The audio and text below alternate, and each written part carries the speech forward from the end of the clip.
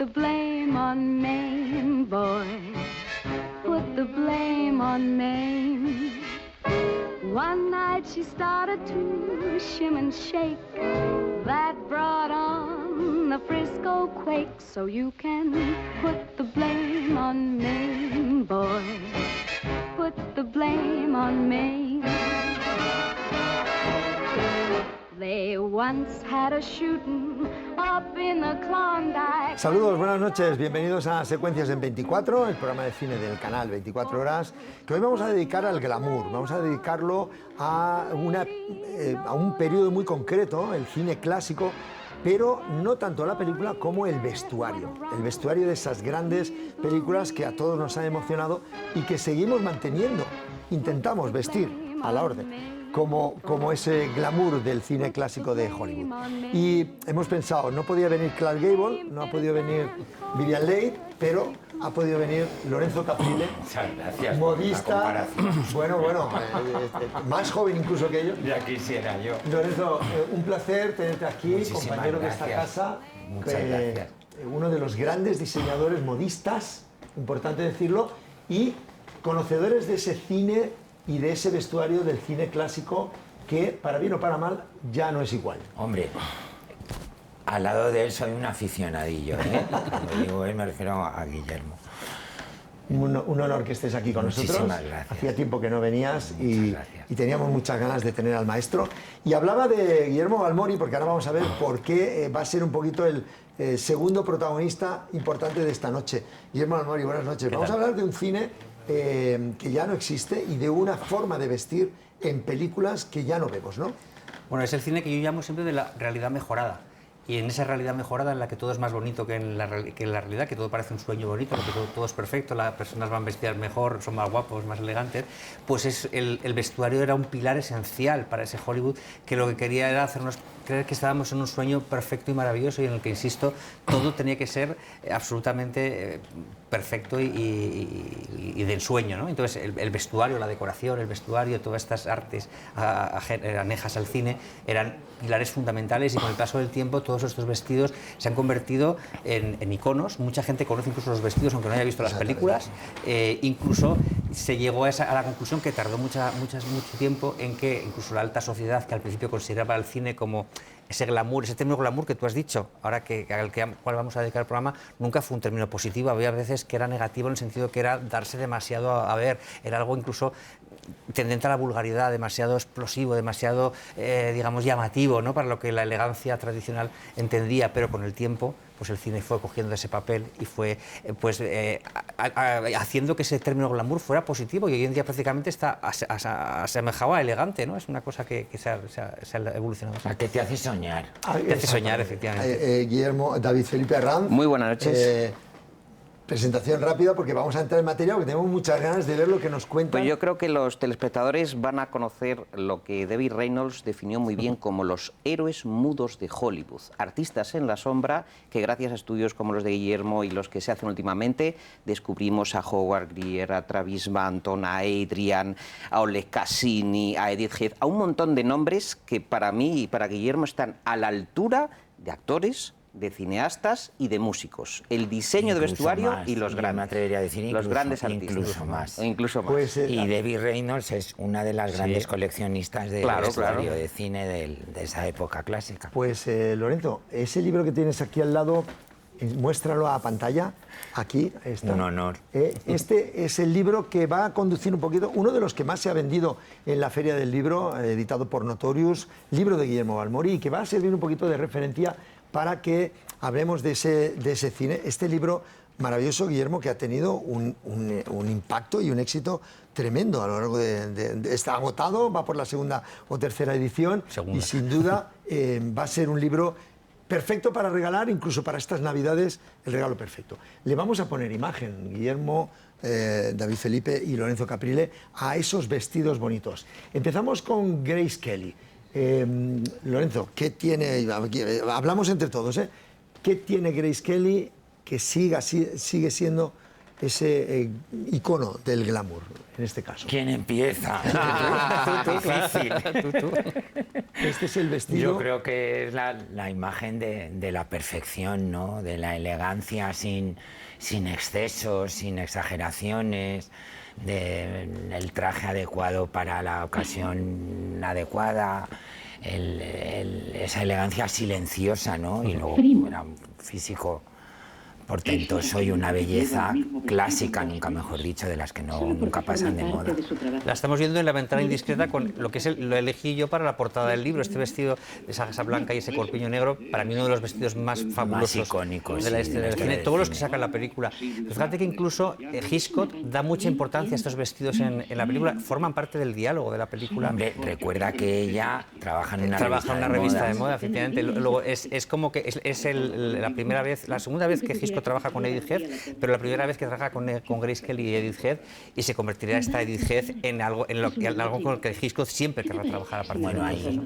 Luego a lo mejor recordamos el cabreo que se cogió Edith Head cuando Grace Kelly no la eligió para su traje de novia. Se hizo un estudio en el Reino Unido y era la belleza perfecta anatómicamente hablando. O sea, era la proporción maravillosa de ella, ¿no?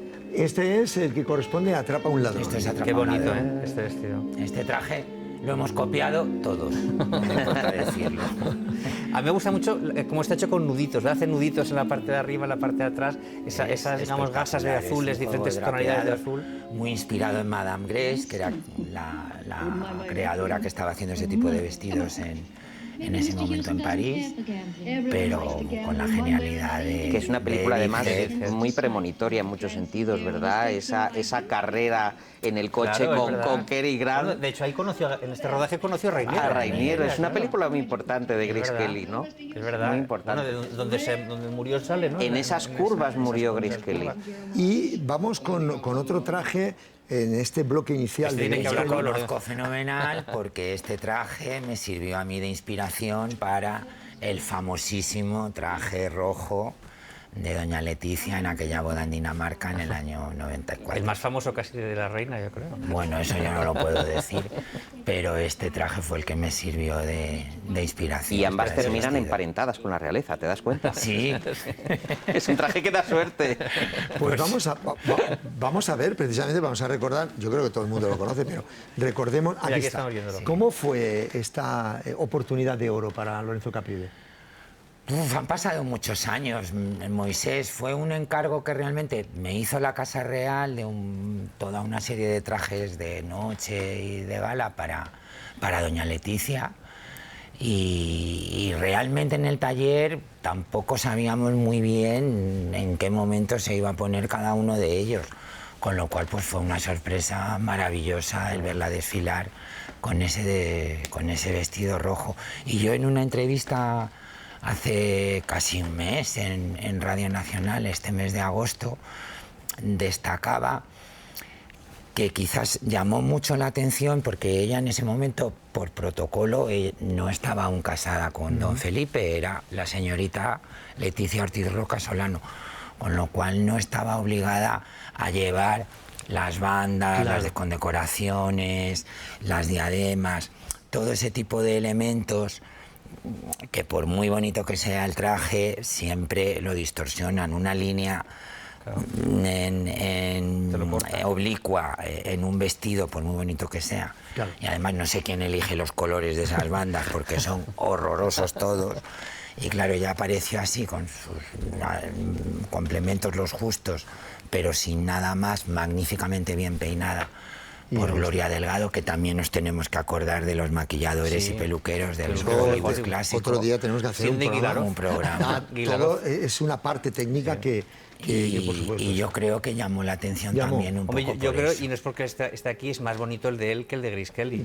No, el de Grace Kelly era espectacular. Yo tuve la oportunidad en uno de mis viajes a Los Ángeles, lo tenían expuesto en uno de los estudios. Qué bueno. Tuve oportunidad de estudiarlo un poco mejor. Tenemos que continuar, es maravilloso tener que a aquí nos podemos enrollar. Bueno, por eso. Mi misión es poner orden en estas secuencias dedicado a algo tan bonito y además el respeto que merece doña Leticia con ese traje inicial. Y entre Grace Kelly y doña Leticia en medio nos vamos a Audrey Hepburn, otro de los iconos de la elegancia femenina en el mundo del cine. Empezamos con Sabrina, por ejemplo. Con Sabrina, que bueno, no sé, sabéis que está diseñada tanto por Givenchy como por Edith Head y esto Esa es causó un otra conflicto tremendo. de los episodios negros de Hollywood y del carácter diabólico de Edith Head, que Givenchy además, como era un gran señor, no le dio la mayor importancia. Cuando ella recogió el Oscar es que ni siquiera le agradeció la colaboración. Hay que ver, si la gente puede ver en YouTube cómo recibe el Oscar ya por Sabrina, es casi antipática, ¿no? Sí. Cómo recibe. Porque realmente el Oscar se lo llevó por los trajes que había diseñado Givenchy, no por su trabajo.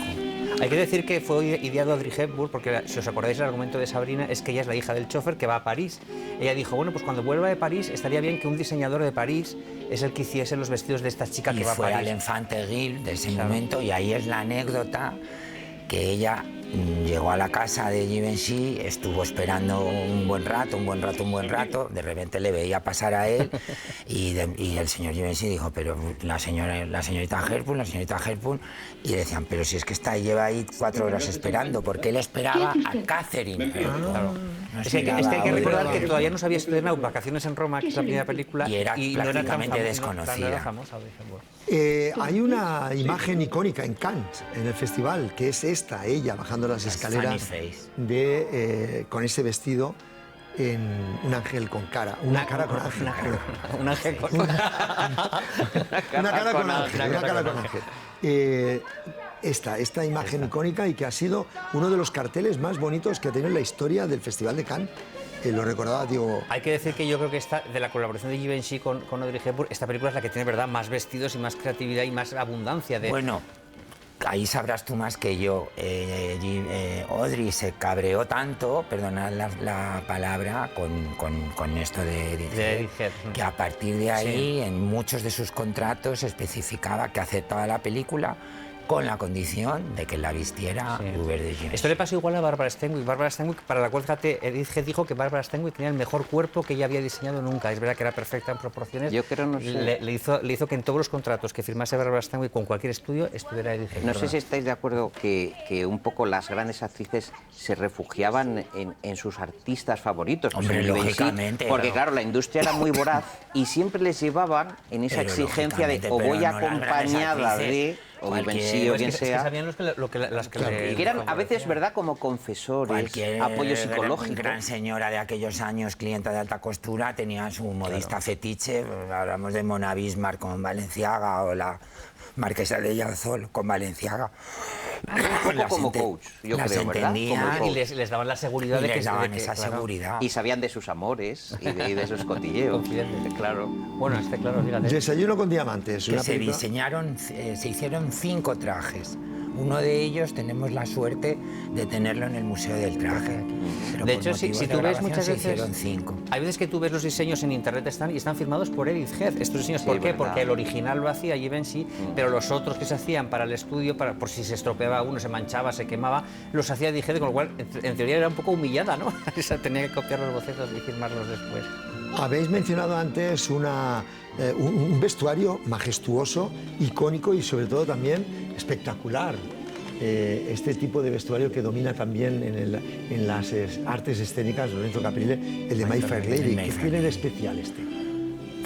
My Fair Lady es... Aparte que le queda como la un guante. Capilla Sixtina del vestuario. Ese es Silvito, no es Givenchy, Ese es Silvito, sí. Es impresionante, no... Es que ahí se ha llegado a la perfección y a partir de ahí ya... Pero como era la frase francesa esa, après-moi le deluxe, ¿no? La carrera de caballos de Ascroft es que es así, o sea, las altas damas, ¿verdad? Fíjate se ponen unos tocados que era tan enormes. maravilloso todo lo que hizo que incluso todos las asistentes a esa carrera de Ascot, todas las extras que salen de Todas las extras son todos trajes de él. espectaculares. Y Audrey Hepburn, me imagino que lo conoces, hizo una sesión de fotos con todos los trajes que de las sale extras. con uno que es una reproducción del traje Minaret de Poiret, uno en blanco y negro, que lo lleva una Pero de fíjate las que extras. hasta las que salen un segundo atrás están sumamente cuidadas. Y luego el traje famoso, el del gran baile, Sí. es uno de los trajes adaptado a traje de novia más copiados de la historia y con un modelo muy similar, que creo que lo firmó Alexander McQueen, si no recuerdo mal, se casó Kate Winslet. Muy parecido, sí, es verdad, ahora lo recuerdo. Vamos a una época de cine en blanco y negro. Mata Hari planteaba, aparte de una historia y tener a Greta Garbo, un vestuario muy original, muy atrevido para la época, como era este. Unos leggings, mira. A ver, estamos hablando de, Adrián. para mi gusto, el gran genio de los genios, Adrián. Guillermo no comparte tanto mi opinión, pero Adrián fue el responsable de la imagen de, por supuesto, de Greta Garbo y sobre todo de ese gran icono, incluso ya icono gay, que es Joan Crawford. Ahora lo veremos. Ahora iremos. Que transformó La un sombrera defecto famosa, sí, en sí, una sí, virtud, es verdad, los sí, sí, hombros, los hombros, y se inventó esas sombreras Que luego se recuperaron en espectaculares. los 90, ¿te acuerdas? Que luego ahí está la polémica si fue Sasha Parelli en París o Adrian en Hollywood quien empezó a poner de moda estos sombrerones que él hizo para potenciar el estilo de Joan Crawford. La dama de las camelias. La dama de las camelias, Margarita Este traje Gautier. lo he La dama visto de yo. las camelias. Ese traje. Está en la Es colección una de mi maravilla. escuela, en la colección del Fashion Institute of Technology. Y Greta Garbo normalmente, Adrián vestía mucho de época, ¿verdad? Vestía muchas actrices en películas de época, Ana Karenina. Bueno, y acuérdate su versión de María Antonieta. María Antonieta, maravillosa, con ¿cómo Norma se llamaba Shearer, la actriz? Norma Con Norma Shearer. Eso es Eso es una espectacular. locura. Eso es una locura. Yo creo que María Antonieta, nunca, la de verdad, nunca lo vistió tan lujosa Eso es una locura. como Eso es Norma una Shearer. locura. Ni la de Eso es una Coppola, ni la de fantasía. Coppola. No, de verdad, yo creo que es el vestido más lujoso que he visto nunca, yo creo. ¿eh? Sí, por lo visto se gastaron, vamos, lo que no está escrito. Es una- es Y una- siguiendo con este vestuario atrevido en mujeres, pero que tenían un marcado acento de rebelde, yo recuerdo a Marlene Dietrich. Y concretamente, ahí la tenemos Vestida de hombre, vestida fíjate. de hombre en Marruecos. Este fue una revolución. Fue una auténtica revolución. Luego Y que- Madonna lo copiaría, esta misma estética. Pero Fíjate, fue- esta escena en la cual aparece vestida no con pantalones, no de hombre directamente. Ella fue de las que impuso la moda de los pantalones, pero es que Y se de vestía esta de hombre. imagen, muchísimos años después, pues nacerá la gran idea de Saint Laurent, que es el smoking femenino. Claro. Pero sí es verdad que ellos lo traen mucho de los cafés berlineses de la Claro. época, Sí, porque claro. el travestismo era muy de la época de Por vestirse supuesto. de hombre, Y- dar un y beso. ella venía de ahí. Dar un beso a una chica siendo ella Vestirse una de chica hombre vestida y de ellos caballero. vestirse de Y mujer. Y ellos vestirse de vestirse de mujer, mujer, sí, que luego lo travestismo. recupera en Cabaret, Bofosi, acuérdate. Vemos los test de prueba Ah, esto es una maravilla. del vestuario, precisamente, de la película El diablo es una mujer. El Este diablo sería es una una- mujer. es una mujer. Ahí, Para mí es el mejor vestuario que hizo Travis Banton para ella. Creó además un problema en España, me imagino que lo conocéis, porque la República hizo destruir las copias de esta película, precisamente, entre otras cosas, por el vestuario, porque entendía que daba una imagen totalmente idealizada, De frívola, de la mujer española, de esa mujer española, no solo en el carácter de la protagonista, está basada en la mujer y el pelele, sino de este vestuario que decía que era demasiado sofisticado para lo que era la mujer, que era casi como una especie de insulto, pero es que Joseph von Sternberg quería precisamente eso, quería coger el vestuario de cualquier lugar, lo hizo con Capriccio Imperial en Rusia, lo hizo con el Expreso de Shanghái en China, lo que quería era coger esa realidad autóctona y sublimarla, ¿no? Lo que hemos dicho antes del Es término que glamour. España también era como lo exótico en la época, Claro. entonces pensaban que era una especie de extensión de cuentos de las mil y una noches, Efectivamente. y era una mezcla de todo Y ello. ver estas pruebas de vestuario es un lujo. Tú fíjate, esto es lo que ellas posaban para que vieran si el vestido le estaba bien, si las luces le estaban bien al vestido. Claro, como todo los y lo perfectamente. que decía Lorenzo, los peinados, el maquillaje, todo. habéis mencionado a Joan Crawford. Vamos a ver un fragmento de película, pero una fotografía de una Esta película. la conoces tú, seguro, Letty Linton. Es que el famoso traje Letty Linton se vendieron miles de copias en Estados Unidos de ese vestido. Aquí estamos viendo, ¿verdad?, lo que decías tú, cómo le quería al principio difuminarla, le ponía mucho volante, muchas cosas para disimularle la... Esto que ha la dicho El humedad. Letty Lorenzo- Linton Dress hay miles de versiones en todos los museos de moda de Estados Unidos. Tienen 2, 3, 4 versiones de este traje que es un organdí de algodón y marcó, vamos, toda una Esto que dice época. Lorenzo es muy importante porque el cine también marcaba tendencia en el sentido de que luego las réplicas se Hombre, por multiplicaban al supuesto, es que infinito. no había ¿no? Instagram, Era- no había revistas, o sea, era el había comienzo de la revistas, pero, industria de la moda. a ver, el Vogue o el Harper's Bazaar se lo podían comprar 4 privilegiadas, o sea, Y luego hay la que decir manera de que Letty promocionar la Linton- moda era el cine. Letty Linton tiene otros vestidos espectaculares, no es el único que tiene, todo el vestuario entero de Letty Linton, a mí es la gran obra maestra de Adrien, para mí, de todo ese vestuario. Pero de Letty Linton. el que, vamos, el rompió Sí, este. absolutamente todas las barreras fue... Y de hecho el montaban como casas de moda, o sea, cada firma, ¿verdad?, tenía su casa de moda y llevaban el vestido de la película. Aquí ya lo vemos con las sombreras, ¿no? Es lo que decías tú, las sombreras Efectivamente. y los zapatos de cinta tobillera, que también es una cosa que Adrián hace para ella en la película. Estamos viendo además, Lorenzo, unas protagonistas, sobre todo estas últimas, Greta Garbo, Marlene Dietrich, Joan Crawford, con un carácter muy marcado. ¿Eso condiciona también a la hora de vestir? Hombre, yo creo que sí. Lo que pasa es que aquí estamos hablando de que creaban realmente equipos formidables. A Joan Crawford estamos hablando de Adrian y Marlene Dietrich con Travis Banton. ¿Quién es primero? Luego la gallina. O sea, se complementaban entre los dos. Y en el caso de Bette Davis o Orry Kelly. Que a ti te encanta Orry Kelly. A mí me encanta Orry Kelly, sobre todo por su vida. Es una maravilla Orry Kelly. Bueno, que estamos viendo Jezabel, fíjate tú. Muy coherente. Las escaleras de Jezabel. En este famoso traje de Jezabel hicieron un montón de pruebas para que en blanco y negro ese traje el espectador supusiera que era rojo. Todo el mundo creía haberlo visto rojo, aunque lo ha visto, en realidad nadie lo ha visto rojo, pero todo el mundo tiene la imagen de haberlo visto rojo, es verdad.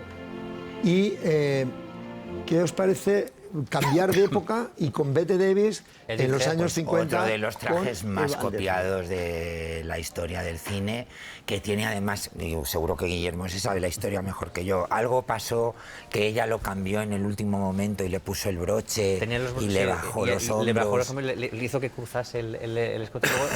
Pues tiene una cosa muy bonita que son el bisón, tanto en las mangas como en los bolsillos. Un vestido de noche con bolsillos de Edith Head, que además de los primeros que hizo ese año 50, cuando Edith Head estaba empezando a despuntar. Es decir, que Edith Head es la mujer que tiene más Oscars de la historia de Hollywood. Es que cuanta más categoría tenía la actriz, más capacidad de decisión sobre el vestuario. A veces negativamente. No todas podían influir, claro. Muchas veces hablamos de que una película que representa todo, vestuario, música, puesta en escena, dirección de fotografía, es Lo que el viento se llevó. El vestuario es un actor más dentro de ese rol impresionante de Lo que el viento se llevó.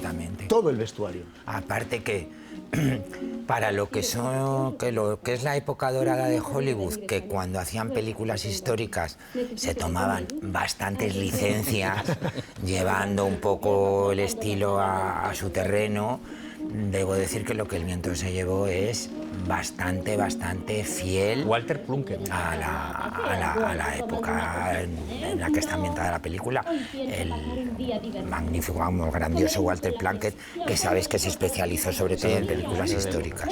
Yo creo que Lo que el viento se llevó es una película, si os das cuenta, contada a través de vestidos. Sí. Todas las escenas lleva el vestido del principio con blanco con los gemelos, el verde que lleva a la fiesta, el rojo que luego exhibe cuando tiene que ir al cumpleaños de Ashley, el que se hace con las cortinas. De mis preferidos. Para mí el rojo final de las cortinas de la historia del cine. Cuando está de viuda. Y luego el de las cortinas, el famoso. Está contada a través de vestidos la película, si os dais cuenta. Bueno, luego hay algunas diosas, entendido como cinematográficas, como Rita Hayworth. Aquí Hilda puede ser la que marcó una tendencia, pero hay dos versiones. La versión del guante, la del striptease, la del guantazo de Glenn Ford. Que estaba embarazada, ¿eh? Sí, es verdad, es verdad. Pero estaba tan guapa, ¿eh? Tiene este vestido y luego tiene, que me gusta más todavía, el de Amado Mío. El de Amado Mío es blanco, espectacular. que es espectacular. Que además este de aquí.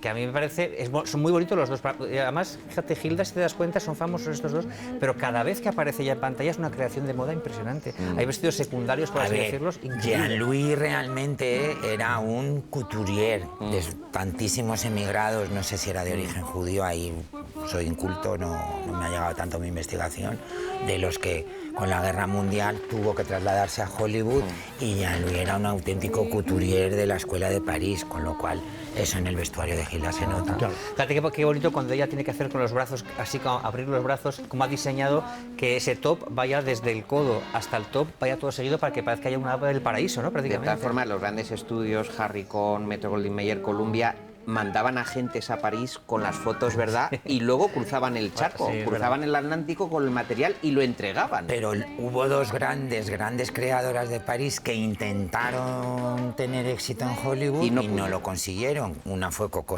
Chanel con Gloria Swanson, que se la casó, y la otra fue Schiaparelli con algunos trajes para Mae West. A ver, yo creo que fue porque Coco Chanel delegaba y las actrices querían que fuera ella, y no sus ayudantes, decían las crónicas de la época. No, ahora lo he leído que el estilo de Chanel era demasiado Chanel, demasiado poco glamuroso. Sí, efectivamente. Era más elegante que glamuroso. Que ellas querían más brilli, más pluma, más, y a ella eso no le gustaba. ¿Y qué me decís del sex symbol de los años 50, 60, que era Marilyn Monroe?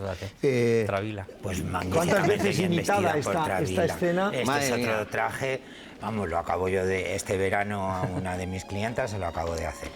Igualito. Blanco, Bueno, es el traje más famoso de la historia del cine, yo creo. Si vamos a decir uno, este sería el más famoso. Prácticamente. Es precioso porque siempre le hemos visto al viento, pero liso es una preciosidad como está y hecho. luego lo lucía.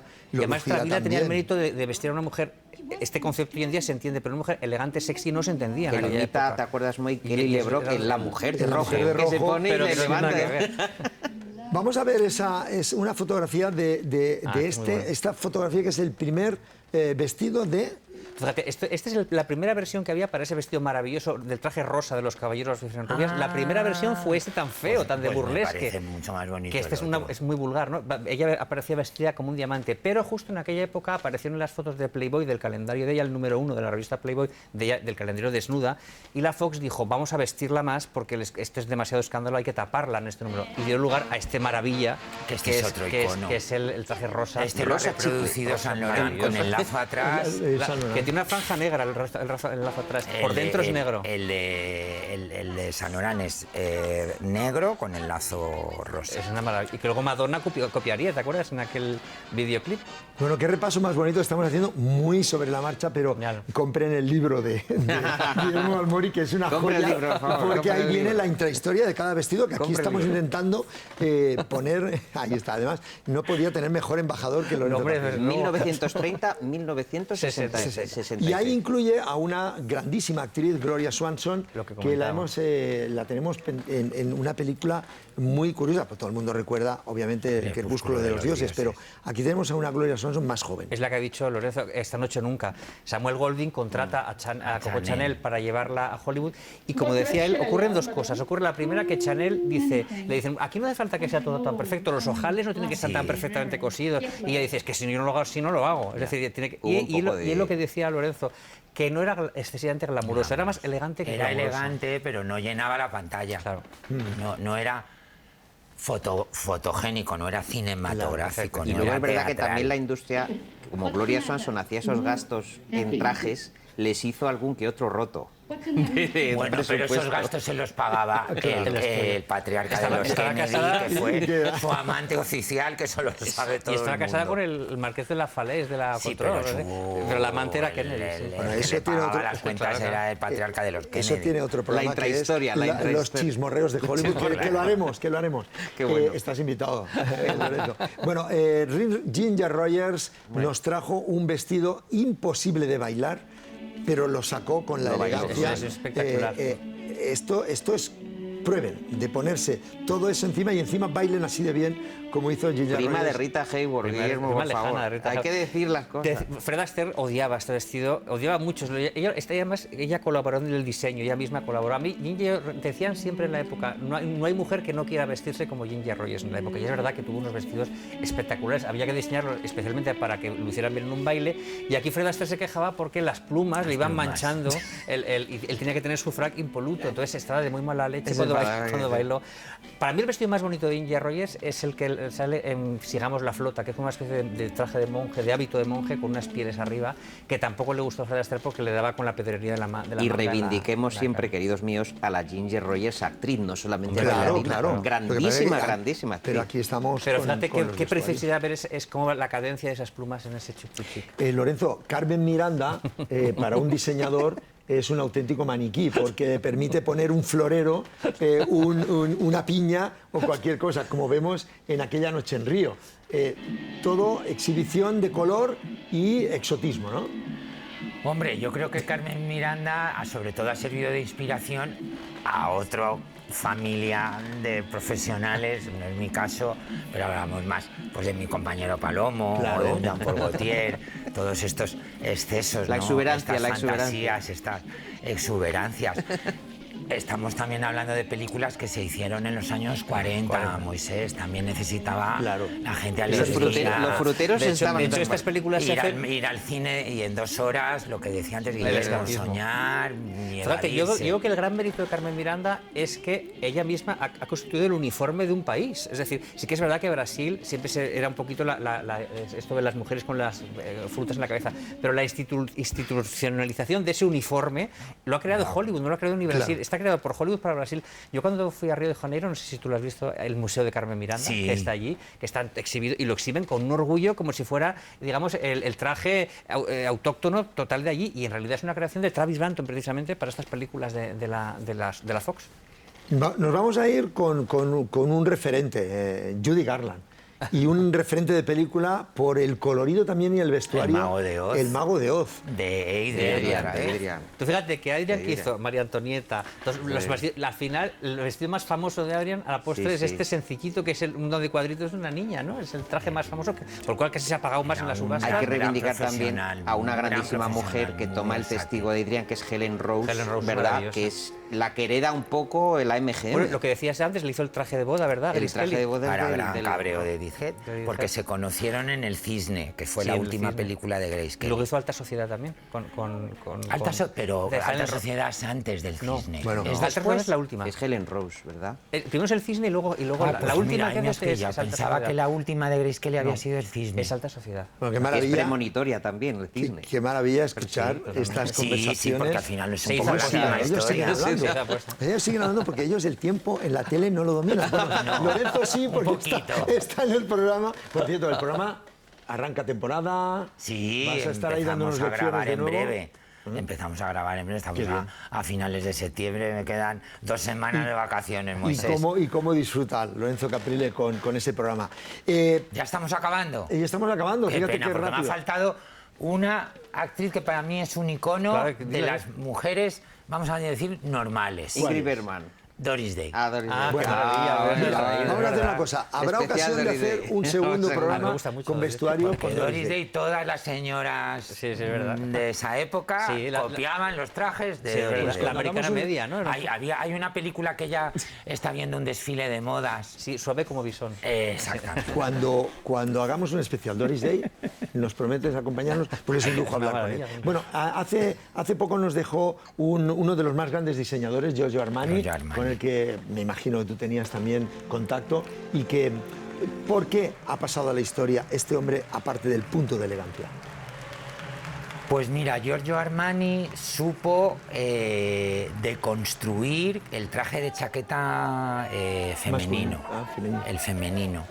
Esos trajes de chaqueta que vemos en estas películas Yo soy Joan de Crawford, ¿no? años, con la manguita francesa y muy cuadraditos y él empezó, quita forros, quita entretelas, quita todo tipo de picados, en fin, y consiguió una elegancia masculina pero muy femenina al mismo tiempo, y llegó justo en el momento justo, que fue esos finales años 70, 80, del empoderamiento de la mujer, de que ya las cosas empezaban un poco a cambiar, que accedían a puestos de trabajo de más responsabilidad. Y entonces, sobre todo en Estados Unidos, en determinadas empresas, una mujer tenía que vestir de Giorgio Armani.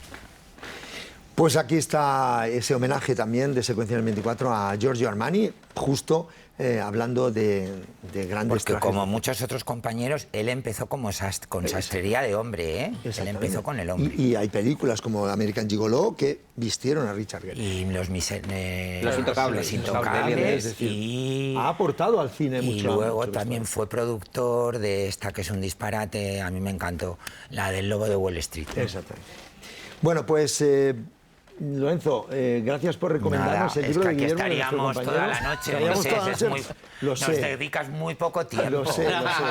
Me flagelo.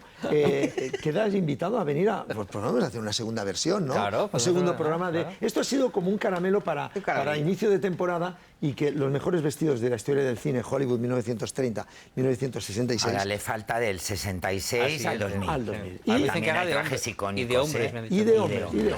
Lorenzo Caprile, muchísimas gracias. A Un vosotros. honor para nosotros, No, amigo, hombre, por estar Dios. aquí, miembro de la Academia de las Estar aquí Artes Escénicas. en esta casa que es la mía Y también. que es la tuya. Gracias por venir, estás emplazado a venir cuando tú quieras.